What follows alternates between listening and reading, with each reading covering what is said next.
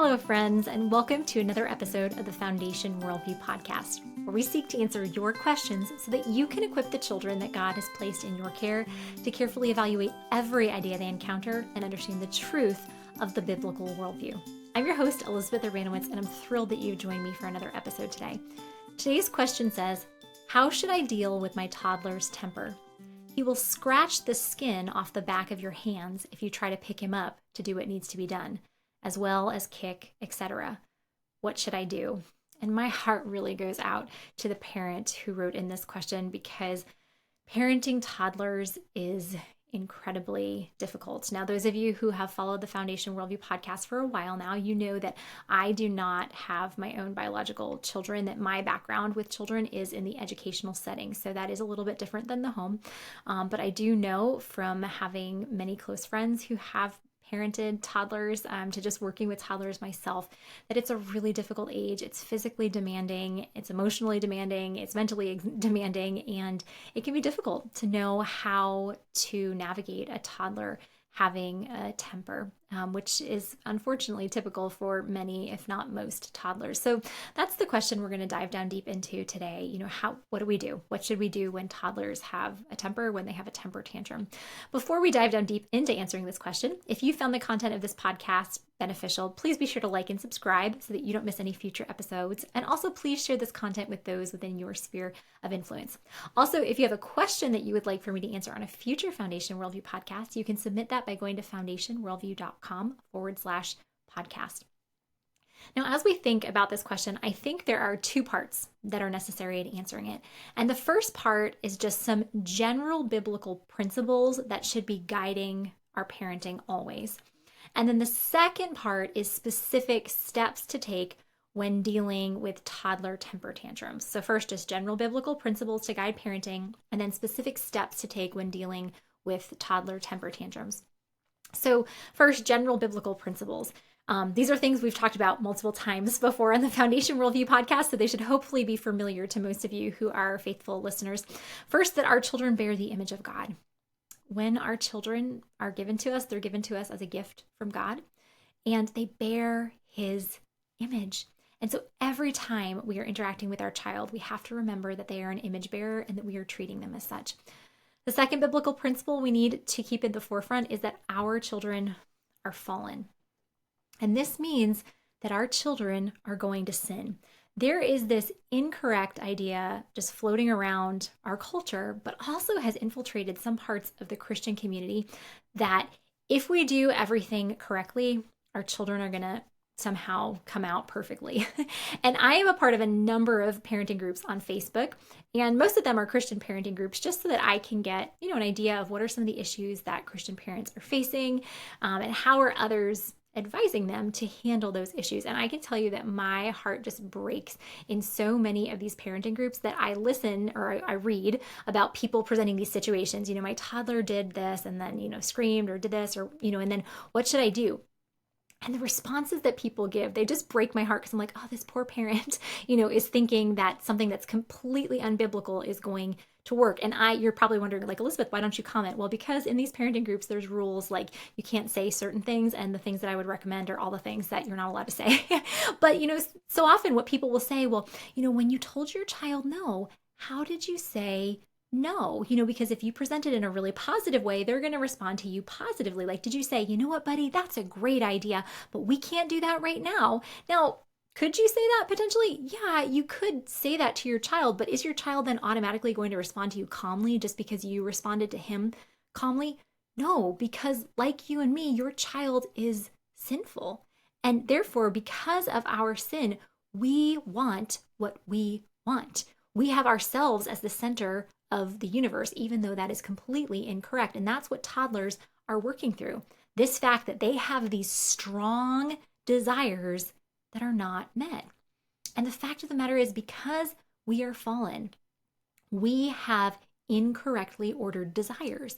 And we desire things that are not right. They're not true. They're not good. They're not beautiful. They're not the things that we ought to desire because we are fallen. And part of our role in parenting is to help our children cultivate rightly ordered desires by pointing them to Jesus, because only Jesus can change their heart. So remembering that our children are fallen, we have to remember they're going to sin. It doesn't matter how kind, patient, gentle, sweet we are with them, they are going to sin. We also have to know that that means parenting is going to be difficult. Have you ever gone to the grocery store and you picked out a cart and you're in the produce aisle when you realize, oh my goodness, this cart has a bum wheel, and the whole time you're shopping, the cart is squeaking and you're like having to put all of your weight into turning the cart where you want to go. That's like us as humans, that we're born in sin. And because we have this sin nature, that even when we're redeemed, even when we're reconciled to God, we're always having to fight against this way that in our flesh we want to go. So we have to understand parenting is going to be difficult because we are sinful and our children are sinful. In recognizing this, we also have to know that therefore discipline and correction is probably going to be a daily thing because our children don't know the correct way to walk. And we are trying to make disciples of our children. So correction is going to be a daily thing. Even as a teacher, this was something I had to remind myself, that I had my lesson plans. I had, the curriculum calendar that we had to follow in third grade, and I would have my plans, and every single day in almost every single lesson, a student would mess up those plans because of their sin. Would it still frustrate me? Yes, because I'm a sinner as well. But I would have to remind myself every morning and throughout the day as I was teaching, Elizabeth, this is going to be difficult because you are a fallen image bearer and your students are fallen image bearers. This is going to be hard. And then we need to recognize that we're going to sin against our children. And when we do, we need to confess and repent of that sin and be restored in our relationship with that child. And then when they sin against us, we have to walk them through that confession, repentance, and reconciliation process.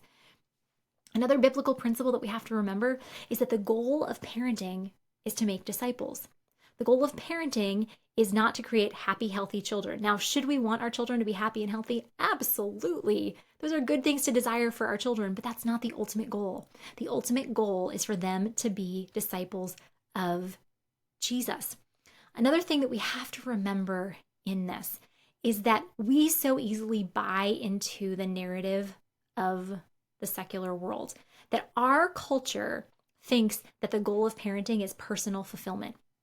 Because just of the prevalence of hormonal birth control and this incorrect, faulty understanding that somehow we can play God in our reproductive system, that we think that children should be had when we plan to have them, how we plan to have them, when we plan to have them, and that it should bring us just ultimate joy and fulfillment at the right time in our lives. Now, should parenting be a joy? Yes, it should be, because we are fulfilling the calling that God has given us.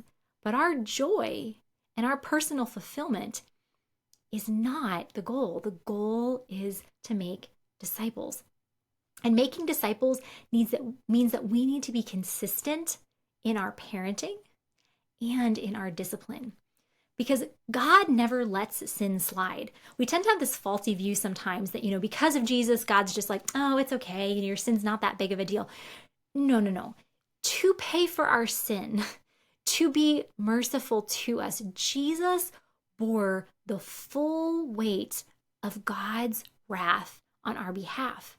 Sin never slides with God. Sin always has to be paid for. And so we have to recognize that making disciples means being consistent in our discipline and how we're pointing our children to the gospel. And our discipline should point to the gospel. This is going to take time. It's going to take intentionality. If you're thinking, how can my discipline point to the gospel? A great example that I think that it's really easy to learn from and you can work through with your kids is a book that we recently recommended in the Foundation Worldview Book Club. And it's Arlo and the Great Big Cover-Up by Betsy Childs Howard. And in this book, it's a book about a boy that sins and he tries to cover up his sin. And then it shows how the mom walks him through this. She does discipline him. There's confession and repentance, and she points him to the gospel. So that's a great book for you to get just to read through with your kids and to reference then as you are disciplining them. So those are just biblical principles we need to keep in mind in our parenting, that our children are God's image bearers, they're fallen, and that the goal of parenting is to make disciples. Now we're going to look at, okay, what specific steps should we take when dealing with temper tantrums? Because we need to have these general biblical principles in mind, but then we need some specific things to do. Now, one thing that I think that can be done to kind of head off a lot of temper tantrums. Now, me saying this, I'm not saying your child's never going to have a temper tantrum, because as we saw in the biblical principle, your child, just like you and me, is a sinner. So they're going to sin.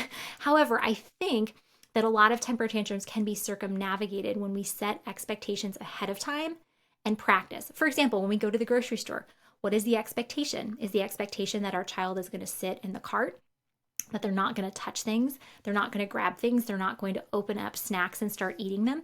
Maybe we bring with us, a snack that they can eat. So then we need to set that expectation. Okay, we're going to the grocery store.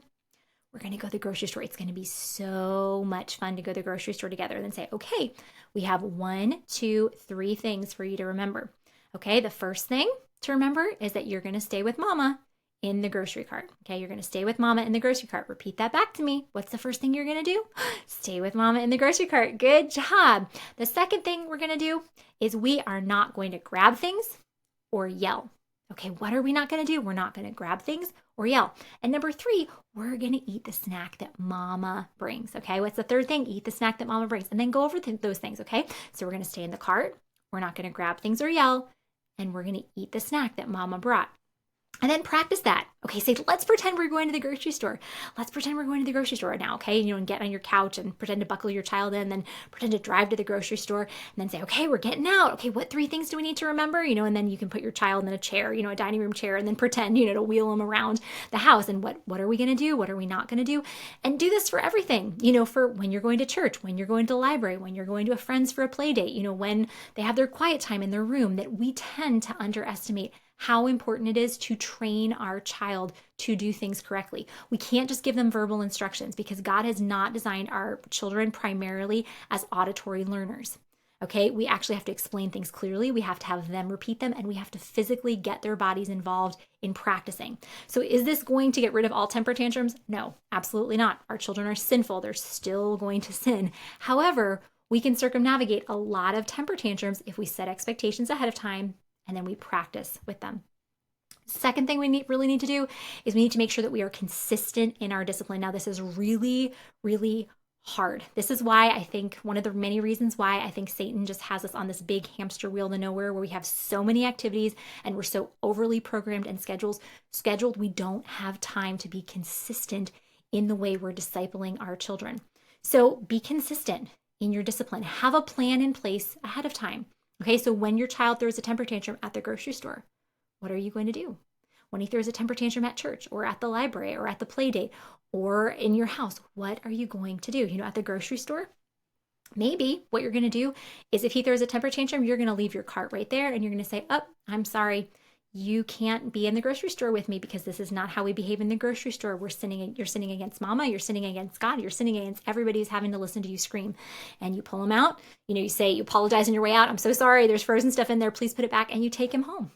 And you might be thinking, but Elizabeth, I plan to do grocery shopping on Monday. Again, like I said, we can't be on this hamster wheel to nowhere. We have to have time in our schedules to do this.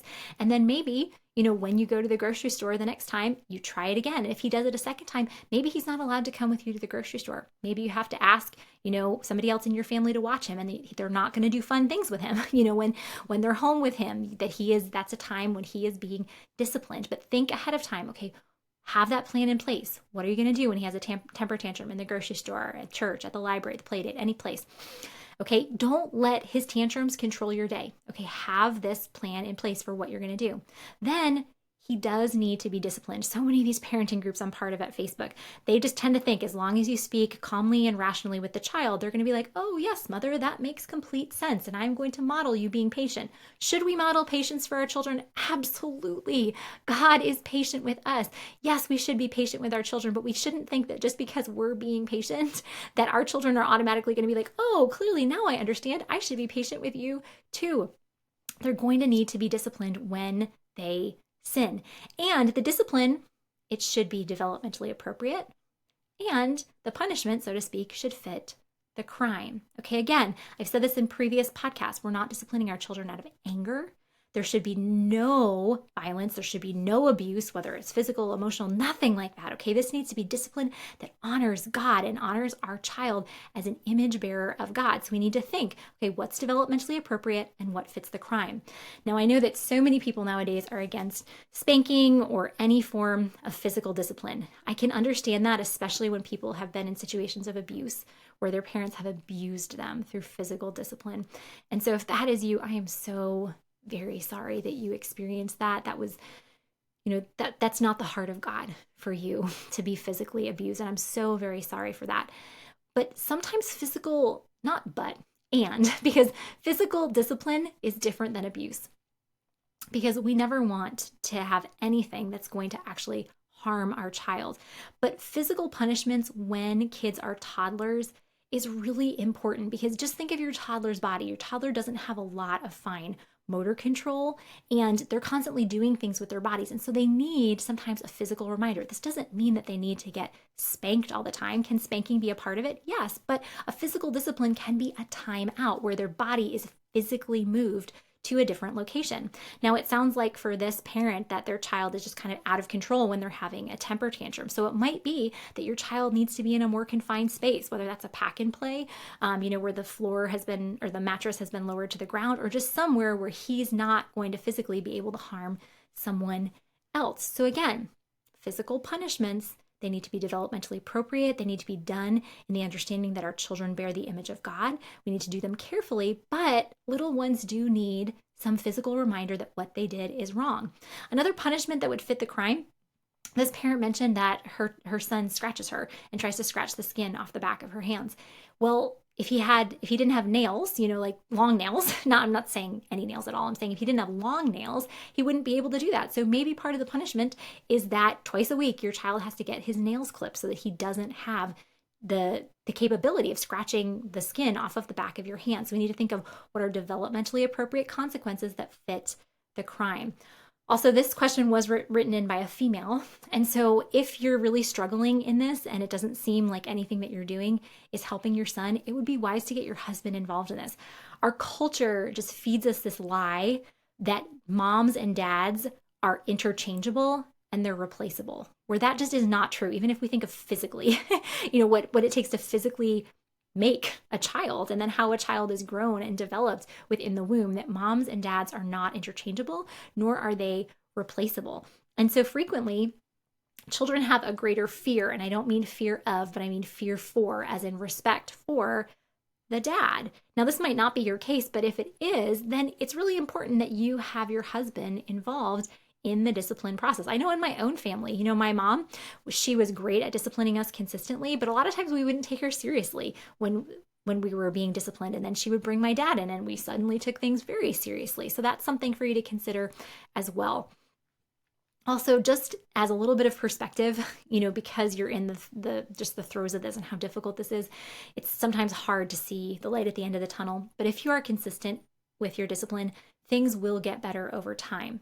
So as you're consistent in implementing these things will get better over time. Now, if you're implementing these things consistently for like 6, 12 months and nothing is getting better, that's the time when it's time to take your child to the pediatrician with a whole bunch of notes that you've taken and say, hey, this is what's happening. I've tried to implement all of these things. None of them have worked. Is there anything else we should search for?